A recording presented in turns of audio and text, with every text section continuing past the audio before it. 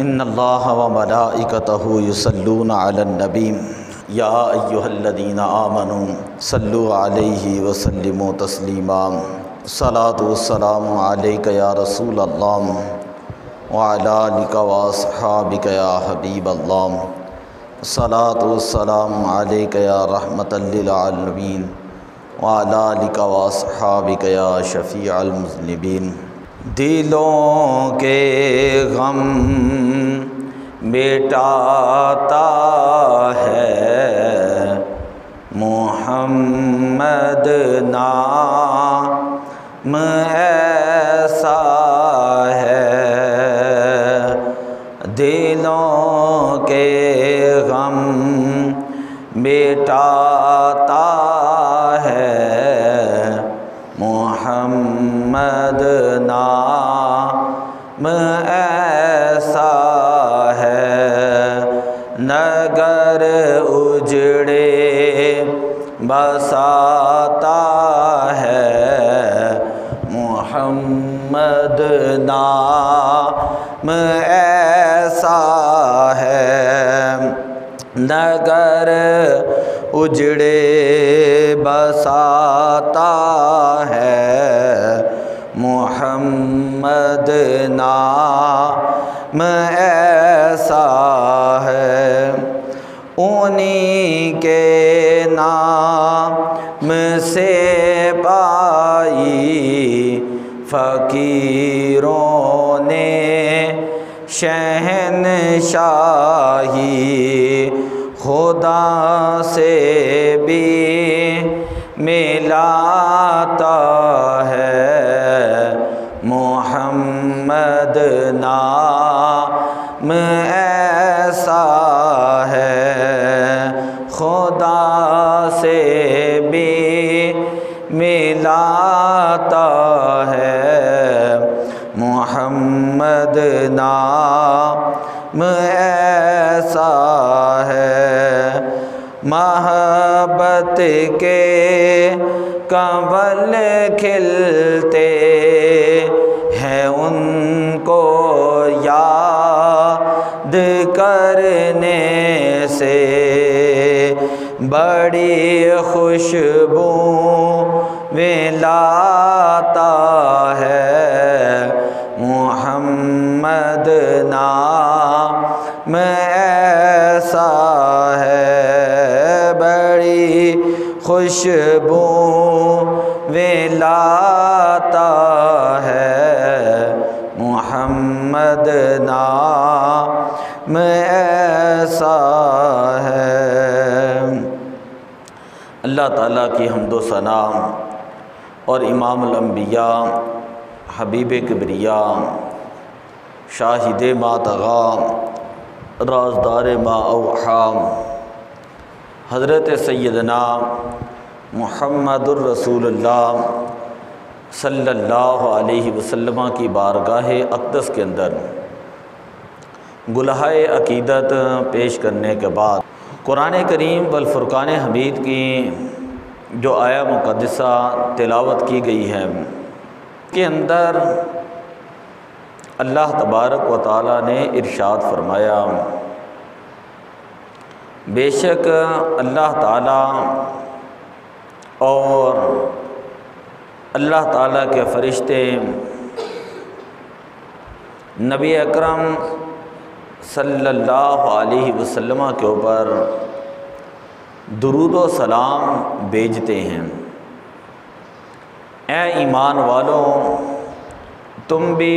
حضور علیہ الصلاۃ والسلام پر درود و سلام پیش کرو۔ ان اللہ و ملائکتہ یصلون علی النبی، بے شک اللہ اور اس کے فرشتے نبی اکرم صلی اللہ علیہ وسلم پر درود بھیجتے ہیں۔ اے ایمان والوں، تم بھی حضور علیہ الصلاۃ والسلام کے اوپر درود و سلام پیش کرو۔ ایک مسلمان کے ایمان کا تقاضا یہ ہے کہ وہ اپنے پیارے نبی صلی اللہ علیہ وسلم سے انتہا درجے کی محبت کرتا ہے، بلکہ اپنے والدین اپنی اولاد، جائیداد، مال و دولت، تعلقات، ہر چیز سے بڑھ کر وہ حضور علیہ الصلاۃ والسلام سے محبت کرتا ہے، اور اس کے اندر کوئی شک بھی نہیں ہے۔ من احب شیئا اکثر ذکرہ، جو بندہ جس سے محبت کرتا ہے وہ اس کا کثرت کے ساتھ ذکر بھی کرتا ہے، اس کو کثرت کے ساتھ یاد بھی کرتا ہے۔ تو ایک بندہ مومن جب اپنے پیارے آقا صلی اللہ علیہ وسلم سے محبت کرتا ہے تو یقینی بات ہے وہ حضور علیہ الصلاۃ والسلام کے اوپر درود پاک بھی بھیجتا ہے۔ من ناسی الصلاۃ، جو شخص حضور علیہ الصلاۃ والسلام کے اوپر درود پاک پڑھنا بھول جاتا ہے، خطا طریق الجنتی، وہ بندہ حقیقت میں جنت کا راستہ ہی بھول جاتا ہے۔ حضور علیہ الصلاۃ والسلام نے ارشاد فرمایا، صحابہ میں تمہیں نہ بتاؤں اس شخص کے بارے میں جس کو یہ آرڈر ہوگا کہ تم جنت کی طرف چلے جاؤ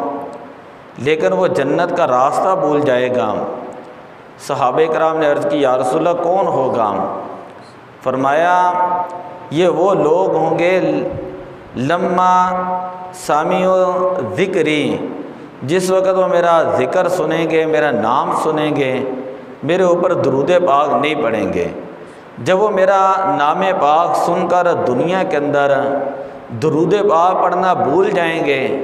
کل قیامت والے دن وہ لوگ جنت کا راستہ جو ہے وہ بھی بھول جائیں گے۔ بلکہ ایک حدیث پاک کے اندر یہ آتا ہے کہ حضور علیہ السلام نے فرمایا،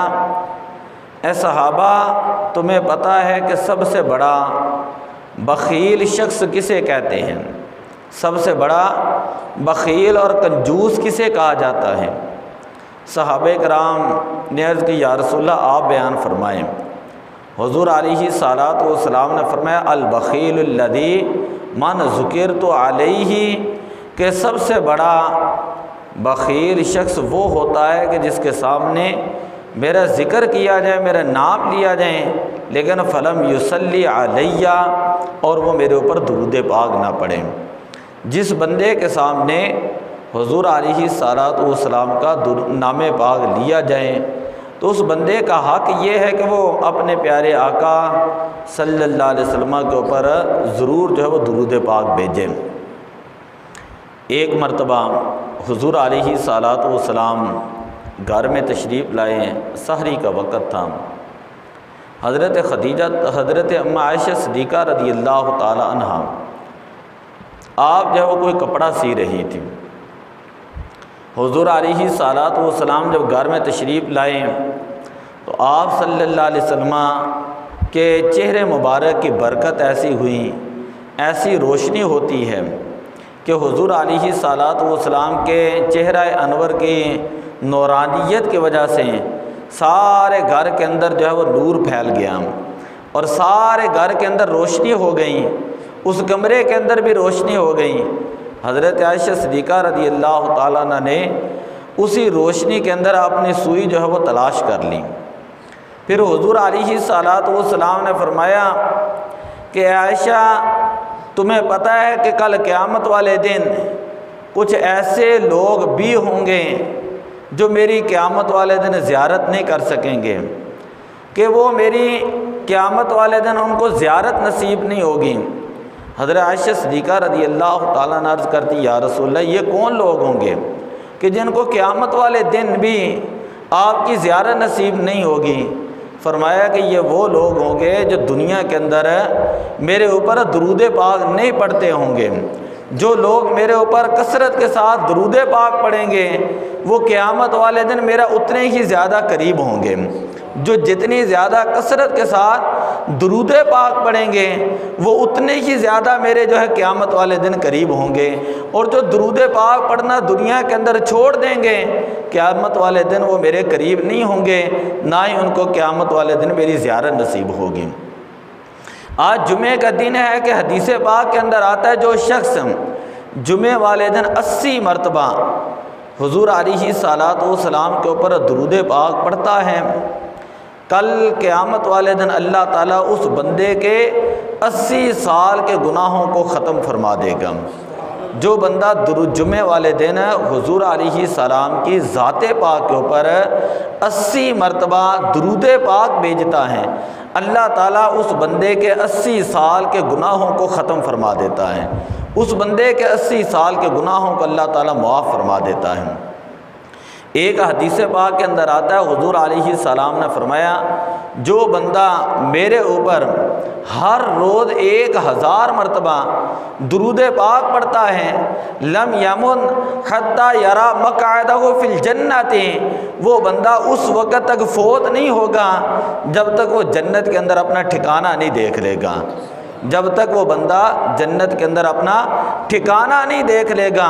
یہ اگر ایک امتی محبت کا اظہار کرتا ہے تو ادھر سے دوسری طرف دیکھیں انعام کتنا ملتا ہے۔ فرمایا کہ وہ بندہ اس وقت تک دنیا سے جائے گا نہیں، مرے گا نہیں جب تک وہ بندہ جنت کے اندر اپنا ٹھکانہ اور مقام نہیں دیکھ لے گا۔ بلکہ ایک حدیث پاک کے اندر یہ آتا ہے، حضور علیہ السلام نے فرمایا کہ اگر کوئی شخص دنیا کے اندر رہ کر ایک مرتبہ، ایک تو ہے 1000 مرتبہ کی بات میں نے کی ہے، فرمایا کہ ایک مرتبہ جو شخص میرے اوپر درود پاک بھیجتا ہے، اللہ تعالیٰ اس بندے کے اوپر 10 مرتبہ رحمتیں نازل فرماتا ہے اور اس بندے کے 10 گناہوں کو مٹا دیتا ہے اور جنت کے اندر اس بندے کے 10 درجات جو وہ بلند فرما دیتا ہے۔ یہ محبت ہے، یہ درود پاک پڑھنے کی برکتیں ہیں کہ جب بندہ حضور علیہ السلام کے اوپر درود پاک پڑھتا ہے، اللہ تعالیٰ اس بندے کے پریشانیوں کو دور فرما دیتا ہے۔ ایک حدیث پاک کے اندر میں نے پڑھا کہ حضور علیہ السلام نے فرمایا جو بندہ غریب ہے، اگر وہ اپنے گھر میں داخل ہوں اور داخل ہوتے وقت وہ کہے السلام علیکم ورحمۃ اللہ وبرکاتہ، اور اس کے بعد یہ پڑھے السلام علیکہ یا نبی اللہ، اور اس کے بعد 3 مرتبہ کل شریف پڑھے گا، اللہ تعالیٰ اس بندے کے گھر سے غربت اور فقر کو دور فرما دے گا۔ واضح طور پر احادیث پاک کے اندر موجود ہے کہ اگر بندہ پریشان حال ہوں، پریشانیاں بہت زیادہ ہوں تو وہ درود پاک پڑھیں۔ یہ درود پاک پڑھنا انسان کے لیے آب حیات ہے اور اللہ تعالیٰ اس کی برکت سے انسان کے غم اور پریشانیاں اور دکھ اور تکلیفیں جو مٹا دیتا ہے۔ جس طرح شروع میں نے نعت شریف پڑھی کہ دلوں کے غم مٹاتا ہے محمد نام ایسا ہے، نگر اجڑے بساتا ہے محمد نام ایسا ہے۔ بنی اسرائیل کے اندر ایک شخص تھا، کہتے ہیں وہ بڑا گناہ گار تھا، کتابوں کے اندر آتا ہے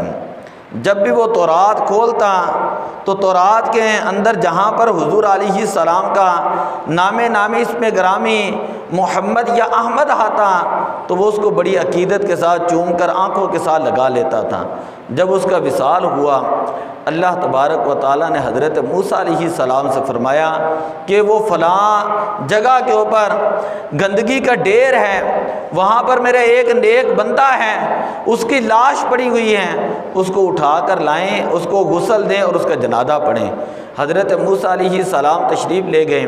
آپ نے دیکھا کہ واقعی وہ فاسق اور فاجر آدمی تھا، بڑا گناہ گار آدمی تھا۔ اللہ کے حکم کے مطابق جنازہ بھی پڑھا، اللہ سے کلام کیا، عرض کی کہ باری تعالیٰ یہ تو بڑا گناہ گار آدمی تھا، یہ تو بڑا فاسق اور فاجر آدمی تھا، اے باری تعالیٰ تیرا یہ نیک بندہ کیسے بن گیا؟ اللہ تعالیٰ نے فرمایا اس کے ایک عمل کی وجہ سے، یہ تھا عیسائی، یہ تھا یہودی، لیکن جس وقت جو ہے یہ تورات کھولتا تھا تو اس وقت جو ہے اس کے اوپر اس میں محمد یا احمد آتا تھا تو اسی وقت اس کو چوم لیا کرتا تھا۔ یعنی یہ بندہ تھا گناہ گار، لیکن میرے پیارے حبیب صلی اللہ علیہ وسلم کے نام پاک کو یہ چومتا تھا اور یہ اس سے محبت حاصل کرتا تھا، اسے اپنی آنکھوں کے ساتھ لگاتا تھا، اس کی وجہ سے میں نے اس کے سارے گناہوں کو معاف فرما دیا ہے۔ ایک مرتبہ میں ابھی ایک روایت پڑھ کر آ رہا ہوں، حدیث پاک کے اندر آتا ہے حضور علیہ الصلوۃ والسلام کسی جگہ پر تشریف لے جا رہے تھے، صحابہ کرام موجود تھے، حضور علیہ السلام کسی جگہ ٹھہرے، آپ نے صحابہ کو کہا اگر کسی کے پاس کھانا ہے تو کھانا پیش کرو، تو ایک صحابی نے جو کی ایک روٹی پیش کی۔ حضور علیہ السلام نے فرمایا کہ یہ سالن ہے، سرکہ ہے؟ عرض کی یا رسول اللہ سالن تو نہیں ہے، سرکہ تو نہیں ہے۔ تو تھوڑی دیر کے بعد حضور علیہ السلام کے ارد گرد ایک شہد کی مکھی تھی، وہ دیوانہ وار جو وہ گھوم رہی تھی اور بن بنا رہی تھی، صحابہ کرام کے سروں پہ بھی گھومتی۔ صحابہ نے عرض کی یا رسول اللہ اگر اجازت ہو تو ہم اس کو مار دیں۔ حضور علیہ السلام نے فرمایا یہ پتہ ہے کیا کہہ رہی ہے؟ یہ کہہ رہی ہے کہ اے اللہ کے پیارے نبی، آپ کے صحابہ کھانا کھانے لگے ہیں اور سالن موجود نہیں، اس وقت سرکہ ہوتا تھا۔ یا رسول اللہ سالن موجود نہیں، تو میں اس لیے آئی ہوں کہ یہ پہاڑ ہے، اس کی ساتھ ہی چوٹی کے اوپر جو ہے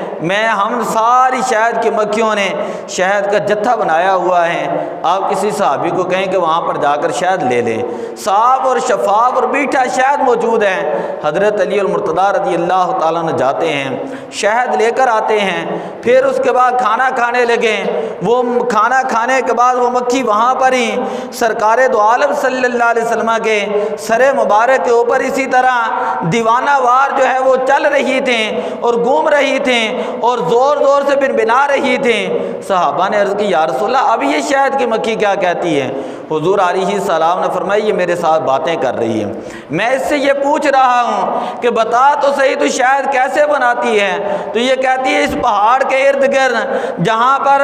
کوئی کڑوے پھول ہوتے ہیں یا بے مزہ پتے ہوتے ہیں، ان پتوں کا رس جو ہے وہ میں چوس لیتی ہوں۔ پھر حضور نے فرمایا وہ تو بے مزہ اور کڑوے پتے ہوتے ہیں، تو تیرے اندر شہد کیسے بنتا ہے؟ حضور علیہ السلام نے فرمایا صحابہ یہ شہد کی مکھی عرض کر رہی ہے اے اللہ کے پیارے نبی، ہم ساری مکھیاں مل کر آپ کے اوپر درود و سلام بھیجتی ہیں، درود پاک پڑھتی ہیں، اللہ تعالیٰ پھولوں کی کرواہٹ جو ہے اس کو شہد کے اندر تبدیل فرما دیتا ہے۔ وہ کیا ہم بچپن کے اندر ایک نعت سنا کرتے تھے، ہے شہد سے بھی میٹھا سرکار کا مدینہ، لگتا ہے مجھ کو پیارا سرکار کا مدینہ، کہ پیرس پہ مرنے والے پیرس کو بھول جاتا، تو بھی جو دیکھ لیتا آج سرکار کا مدینہ۔ ایک حدیث پاک کے اندر آتا ہے حضور علیہ السلام نے فرمایا قیامت والے دن ایک شخص ہوگا، اس کے بارے میں حکم ہوگا کہ اس کو جہنم کی طرف لے جاؤ۔ فرشتے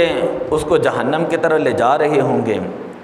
حضرت آدم علیہ السلام فرمائیں گے کہ اللہ کے پیارے نبی آپ کا امتی جہنم کی طرف جا رہا ہے۔ حضور علیہ السلام نے فرمایا کہ میں فرشتوں سے یہ کہوں گا کہ فرشتوں ٹھہر جاؤ۔ فرشتے جو ہے وہ ٹھہر کر عرض کریں گے کہ اے اللہ کے پیارے نبی ہم اللہ تعالیٰ کے حکم کے پابند ہیں اور اس کو جہنم کی طرف لے جا رہے ہیں۔ حضور علیہ السلام کی حدیث پاک کے اندر آتا ہے حضور علیہ السلام اللہ کی بارگاہ میں سجدہ کریں گے۔ بے شمار مرتبہ آپ نے یہ حدیث پاک سنی ہوگی، اور اللہ کی بارگاہ میں عرض کریں گے باری تعالیٰ تیرا یہ وعدہ تھا کہ اے پیارے نبی میں قیامت والے دن تمہیں اتنا دوں گا کہ آپ راضی ہو جائیں گے، تو اے باری تعالیٰ میرے یہ امتی جہنم کی طرف جا رہا ہے کہ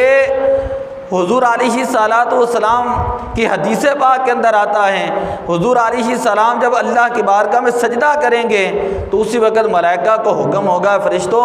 اس بندے کو دوبارہ واپس لے کر جاؤ اور اس کے اعمال کو دوبارہ تولا جائے۔ جس وقت اعمال تولے جا رہے ہوں گے حضور علیہ السلام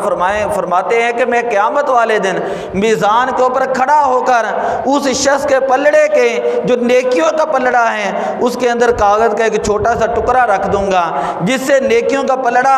بھاری ہو جائے گا،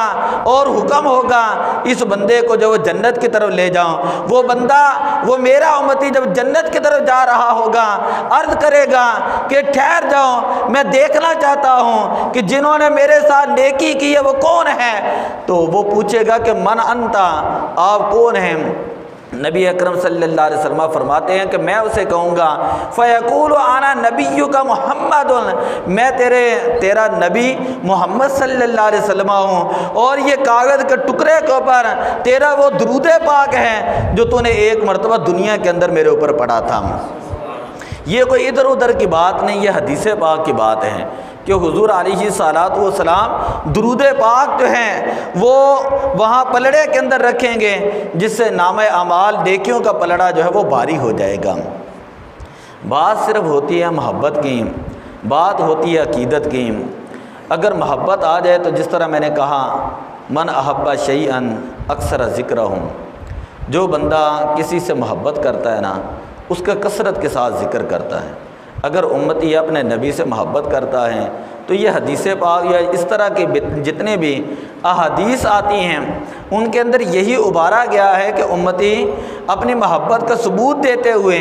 اپنے پیارے آقا صلی اللہ علیہ وسلم پر درود پاک پڑھا کریں، کیونکہ آپ دیکھیں درود پاک پڑھنا یہ اللہ تعالیٰ کا حکم بھی ہے اور اللہ تبارک و تعالیٰ کی سنت بھی ہے۔ اب دیکھیں حکم اور سنت کے اندر بھی ایک فرق ہوتا ہے۔ خیر نماز ہم پڑھتے ہیں، دیکھیں ذرا مثال کے طور پہ ہم نماز پڑھتے ہیں، یہ اللہ تعالیٰ کا حکم ہے۔ اسی طرح ہم روزہ رکھتے ہیں، یہ اللہ تعالیٰ کا حکم ہے۔ اسی طرح ہم زکوٰۃ ادا کرتے ہیں، یہ اللہ کا حکم ہے۔ حج کرتے ہیں، یہ اللہ تعالیٰ کا کیا ہے؟ حکم ہے۔ اللہ تبارک و تعالیٰ نماز نہیں پڑھتا، اللہ تعالیٰ نماز نہیں پڑھتا، اللہ تعالیٰ روزہ نہیں رکھتا، اللہ تعالیٰ زکوٰۃ ادا نہیں کرتا، اللہ تعالیٰ حج نہیں کرتا، لیکن درود پاک ایک ایسا عمل ہے جو اللہ تعالیٰ اپنے بندوں کو حکم بھی دیتا ہے اور اللہ تعالیٰ خود بھی اپنے نبی کے اوپر درود پاک جو ہے وہ بھیجتا ہے۔ یعنی اللہ نماز نہیں پڑھتا کیونکہ نماز مخلوق کے لیے ہے، یہ مخلوق کا عمل ہے، یہ اللہ کا حکم ہے، اور روزہ رکھنا مخلوق کا عمل ہے، یہ مخلوق کا یعنی عمل ہے اور اللہ تعالیٰ کا حکم ہے۔ اسی طرح زکوٰۃ ہے، اسی طرح حج ہے، یہ اللہ کا حکم ہے، یہ اللہ کی سنت نہیں ہے، یہ اللہ کا حکم ہے، اللہ کی سنت نہیں ہے۔ لیکن درود پاک پڑھنا یہ اللہ کا حکم بھی ہے اور اللہ تعالیٰ کی سنت بھی ہے، اللہ کا حکم بھی ہے اور اللہ تعالیٰ کی سنت بھی ہے۔ یہاں پر ایک دوسری بات بھی آتی ہے، نماز ہم پڑھتے ہیں دن میں 5 مرتبہ، اور وہ بھی وہ شخص پڑھے گا جو بالغ ہو جائے گا۔ اسی طرح روزے ہم رکھتے ہیں، سال کے بعد جا کر ہم نے جو ہے وہ روزے رکھنے ہوتے ہیں۔ اسپیکر بند کرو۔ سال کے بعد ہم نے رمضان شریف کے روزے رکھنے ہوتے ہیں۔ جو زکوٰۃ ہے وہ وہی شخص ادا کرتا ہے جس کے اوپر جو صاحب نصاب آدمی ہوتا ہے۔ حج وہ بندہ کرتا ہے جس کو اللہ تعالیٰ استطاعت عطا فرماتا ہے، جس کو توفیق دیتا ہے، جس کے پاس زیادہ راہ موجود ہوتا ہے۔ وہاں شریعت کے قاعدے موجود ہیں کہ جتنی عبادتیں ہیں وہ جو ہے وہ ایک لمٹ کے اندر ہیں۔ اللہ تبارک و تعالیٰ جو ہے وہ درود پاک ایک ایسی عبادت ہے کہ جس کے بارے میں یہ درود نہ مقید بالزمان ہے، نہ مقید بالمکان ہے، نہ مقید بالحیات ہے۔ یعنی اگر کوئی عبادتیں ایسی ہیں جو کسی زمانے کے ساتھ خاص ہیں، رمضان آئے گا تو پھر ہی روزہ رکھنا ہے، نماز کا وقت آئے گا پھر ہی نماز فرض ہونی ہے۔ یہ نہیں ہے کہ عصر کی نماز کا وقت آپ ظہر کے اندر پڑھ لیں، ایسا بندہ نہیں کر سکتا۔ ظہر کی نماز کا وقت ہے تو ظہر کے اندر پڑھی جائے گی، عصر کی نماز کا وقت ہے عصر کے اندر پڑھی جائے گی، مغرب کی نماز کا وقت ہے مغرب کے اندر پڑھی جائے گی، عشاء کی نماز کا وقت ہے تو عشاء کے اندر۔ اسے کہتے ہیں مقید بالزمان۔ اللہ نے اس عبادت کو زمانے کے ساتھ مقید کیا ہے۔ روزے جب وقت آئے گا تو اس وقت رکھنے پڑیں گے۔ اسی طرح حج کا جب سال میں وقت آئے گا تو اس وقت حج کرنا پڑے گا۔ یہ مقید بالزمان بھی ہے، مقید بالمقام بھی ہے۔ یہاں پر رہ کر بندہ حج نہیں کر سکتا، وہاں جانا پڑے گا۔ اور مقید بالحیات بھی ہے کہ جب حج کرنا ہے وہاں پر مخصوص ارکان ادا کرنے پڑیں گے۔ کبھی صفا و مروہ میں جانا ہے، کبھی طواف کرنا ہے، کبھی استلام کرنا ہے، کبھی مقام ابراہیم پر نفل پڑھنے ہیں۔ لیکن درود پاک اللہ تعالیٰ کی طرف سے ایک ایسی عبادت ہے جو نہ مقید بالزمان ہے، نہ مقید بالمکان ہے، نہ مقید بالحیات ہے۔ اگر کسی کا دل کرتا ہے یہاں پر درود پاک پڑھنے کو وہ یہاں پر درود پاک پڑھے، اگر کسی کا دل کرتا ہے روزے پاک کے اوپر جا کر درود پاک پڑھنے کو وہ وہاں پر درود پاک پڑھے، اگر کسی کا دل کرتا ہے صبح درود پاک پڑھنے کو، کسی کا شام کو کرتا ہے، کسی کا سحری کے وقت کرتا ہے، کوئی اذان سے پہلے درود پاک پڑھتا ہے، کوئی اذان کے بعد درود پاک پڑھتا ہے، کوئی نماز سے پہلے درود پاک پڑھتا ہے، کوئی نماز کے بعد درود پاک پڑھتا ہے۔ اللہ تعالیٰ نے اس کو ہر کہہ قید سے آزاد کر دیا ہے۔ اے بندے جب تیرا دل کرے، جہاں پر تیرا دل کرے، درود تو نے پڑھنا ہے، مصطفیٰ کی بارگاہ میں فرشتوں نے پہنچانا ہے۔ اور پھر کسی ایک حید کے ساتھ نہیں رکھا کہ تم نے عربی کے اندر یہ درود پڑھنا ہے پھر یہ درود پہنچے گا، ایسی بات نہیں۔ آپ فارسی کے اندر درود پاک پڑھیں، آپ عربی کے اندر درود پاک پڑھیں، آپ انگلش کے اندر درود پاک کے صیغے بیان کریں، دنیا کی کسی زبان کے اندر بیان کریں، کسی حالت کے اندر بیان کریں، لیٹ کر درود پاک پڑھیں، دوزانوں بیٹھ کر درود پاک پڑھیں، قیام کی حالت میں درود پاک پڑھیں، آپ جس حالت میں بھی درود پاک پیش کریں گے اللہ تعالیٰ آپ کا درود پاک اپنی بارگاہ میں قبول فرمائے گا۔ یہ اس لفظ سے ایک نئی بات چھڑ گئی ہے کہ اللہ تعالیٰ درود پاک جو ہے وہ قبول فرمائے گا۔ اس بات کا مطلب یہ ہے، حضرت عمر فاروق رضی اللہ تعالیٰ عنہ بیان کرتے ہیں کہ ان الدعاء موقوف بین السماء والارض، کہ انسان کی یہ جو دعا ہوتی ہیں یہ زمین اور آسمان کے درمیان موقوف ہوتی ہے، لٹکی رہتی ہیں، آسمان تک انسان کی دعا نہیں پہنچتی۔ جس وقت کوئی بندہ درود پاک پڑھتا ہے اللہ تعالیٰ کی بارگاہ میں یہ دعا پہنچ جاتی ہے اور اللہ تعالیٰ دعا کو قبول فرما لیتا ہے۔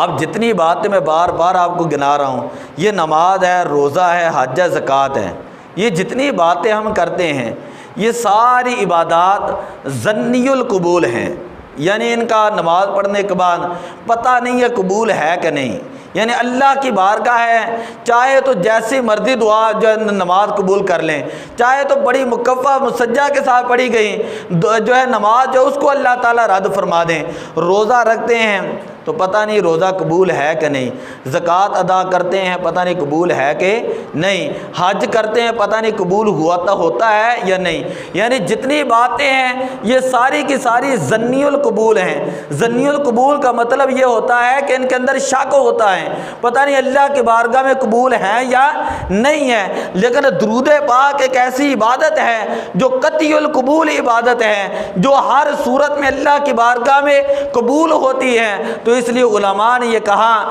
کہ جب بھی اللہ کی عبادت کیا کرو، جب بھی قرآن پاک پڑھا کرو تو شروع میں بھی درود پڑھا کرو، آخر میں بھی درود پڑھا کرو، نماز پڑھا کرو تو سنیوں کا یہ طریقہ ہے، شروع میں بھی درود بھیجتے ہیں، بعد میں بھی درود پاک بھیجتے ہیں، کہ جب انسان جتنی بھی عبادات کرتا ہے وہ ساری عبادات اگر ایک تشت کی صورت میں مثال کے طور پر اللہ کی بارگاہ میں جائیں گے اور ان کے اندر درود پاک کی برکتیں بھی شامل ہوگی تو ایسا ممکن نہیں کہ اللہ تعالیٰ ظنی عبادت اس کو قبول فرما لے یا قطعی عبادت کو قبول فرما لے اور ظنی عبادات کو اللہ رد کر دے۔ اللہ درود پاک کی برکت سے انسان کی نمازوں کو بھی قبول فرمائے گا،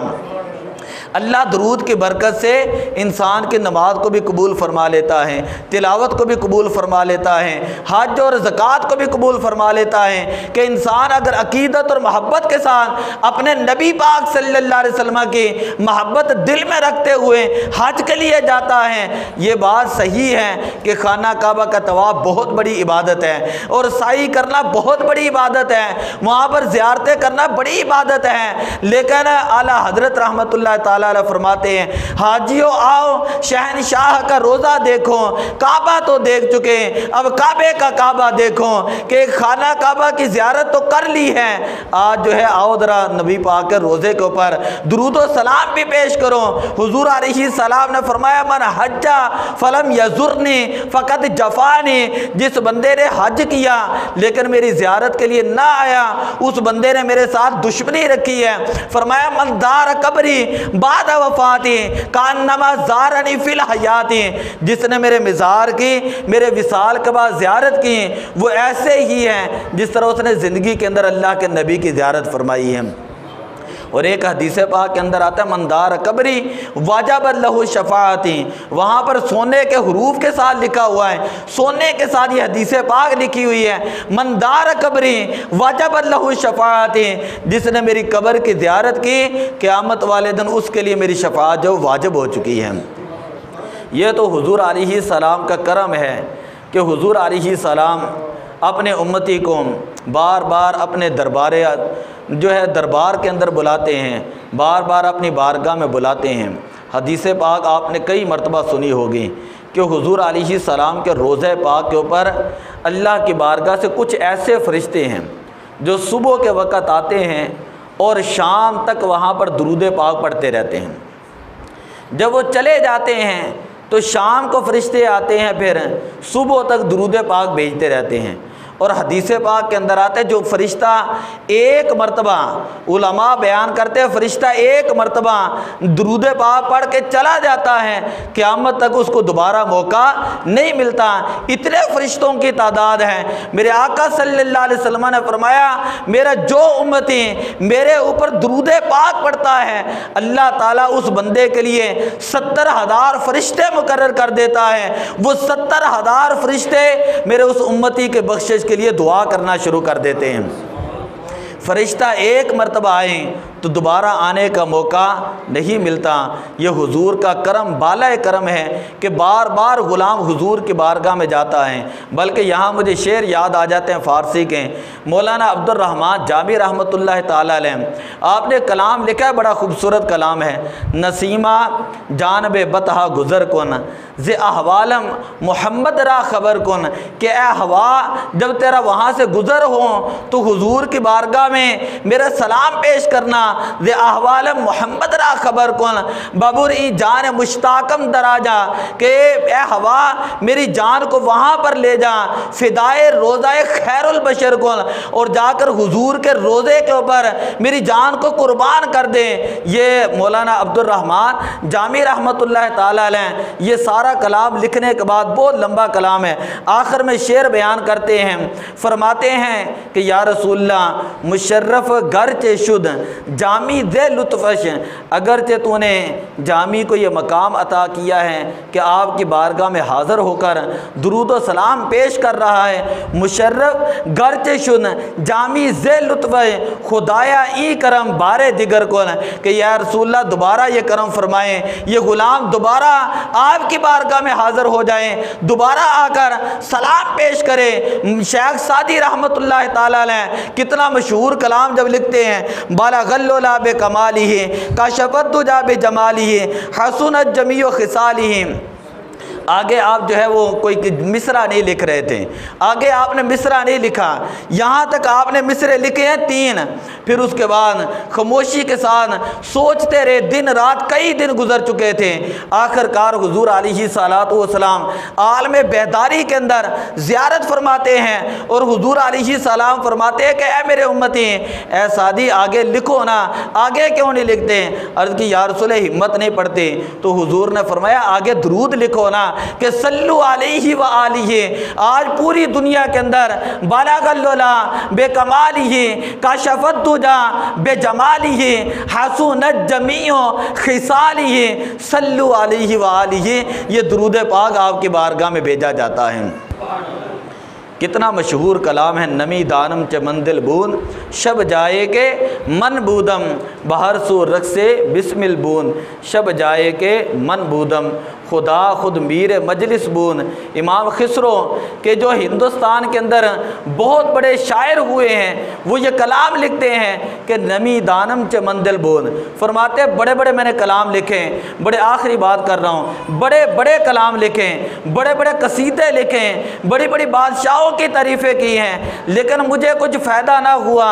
آخر میرے دل نے کہا کہ تو نبی کا امتی ہے، سرکار کی بارگاہ میں کوئی نعت تو کیا ہے؟ تو اس وقت فارسی کا دور ہوتا تھا، فارسی کے کلام چلتے تھے، تو اس وقت آپ نے یہ کلام لکھا کہ نمی دانم چے مندل بون شب جائے کہ من بودا، مجھے اپنے آپ کی ہوش ہی نہیں تھی کہ رات کو میں کہاں پر موجود تھا، میں یہ سوچ کر سو گیا کہ سحری کے وقت اٹھوں گا، سرکار کی بارگاہ میں درود پاک لکھوں گا اور حضور کی بارگاہ میں نعت پیش کروں گا۔ تو کہتے جب میں سوتا ہوں خواب کے اندر جو کیفیات تھیں، امام خسرو پھر کلام کے اندر لکھتے ہیں، فرماتے ہیں نمی دانم چے مندل بون شب جائے کے من بودم بہر سو رقص بسم البون، شب جائے کے من بودم خدا خود میر مجلس بون، اندر لا مکان خسرو محمد شم محفل بون، شب جائے کے من بودم، کہتے ہیں ابھی نیت ہی کی ہے، سرکار نے اتنا کرم فرما دیا کہ آپ کی مجلس لگی ہوئی ہے، آپ تخت شاہی کے اوپر بیٹھے ہوئے ہیں،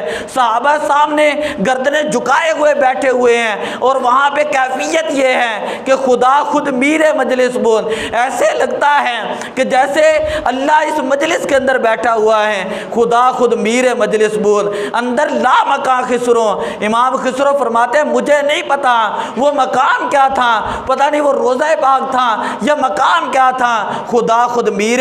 مجلس بود، اندر لا مکان خسرو، محمد شمع محفل بود، شب جائے کمان بودا۔ فرماتے ہیں اصل میں حضور کی ذات یہ ساری محفل کی شمع تھی جہاں صحابہ موجود تھے، اور مجھے یہ حکم ہو رہا تھا کہ امام خسرو میرا کلام تو لکھو، میری نعت تو پڑھو، تو جس وقت میں نعت سناتا ہوں صحابہ بھی جھوم رہے تھے، سرکار بھی جھوم رہے تھے۔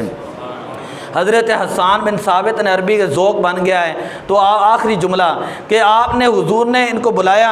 اپنی چادر مبارک بچھائی اور حضور نے فرمایا حسان اس کے اوپر کھڑے ہو کر میری نعت پیش کروں۔ حضرت حسان بن ثابت رضی اللہ تعالیٰ عنہ جب نعت پیش کرتے ہیں تو کیا فرماتے ہیں؟ وَأَحْسَنُ مِنْكَ لَمْ تَرَ قَطُّ عَيْنِي، یا رسول اللہ آپ سے زیادہ حسین میری آنکھ نے نہیں دیکھا، وَأَجْمَلُ مِنْكَ لَمْ تَلِدِ النِّسَاء، دیکھتی کیسے کائنات کی کسی ماں نے جنا ہی نہیں ہے، خلقتا مبرأ من کل عیب، یا رسول اللہ نے آپ کو ہر عیب سے پاک پیدا فرمایا ہے، کأنک قد خلقتا کما تشاء، ایسے آپ کو بنایا جس طرح آپ نے چاہا تھا۔ تو کسی نے کہا لکھاں آئے نبی زمانے تھے محبوب خدا جیا کوئی نہیں، لکھاں سونے بن بن بیندے نے ادھی خاکے پا جیا کوئی نہیں، تو اجے میرا حبیب نہ ڈٹھا جن ویک کے چن شرماوے، ادھی راتی دن چڑھ جاوے، جو رختی نقاب اٹھاوے، جے سونا ہاتھ پھلاں وچ رکھدا ہاتھ پھلاں تو ود جاوے، نین نشیلے مست رسیلے وچ سونا کجل سہاوے، عقل خدا نے انی دیتی علمہ وچ نہ آوے، اور علم خدا نے انا دیتا عقلاں وچ نہ آوے، کی اعجاز نظر وچ اوے، کی اعجاز نظر وچ او دے، جو آوے او وک جاوے۔ یہ سرکار دو عالم کی بارگاہ کا ادب تھا، مقام ہے اور شان مبارک ہے، جو ایک مرتبہ آ جاتا ہے حضور اتنا نوازتے ہیں کہ کسی اور دروازے پہ جانے کی ضرورت ہی نہیں پڑتی۔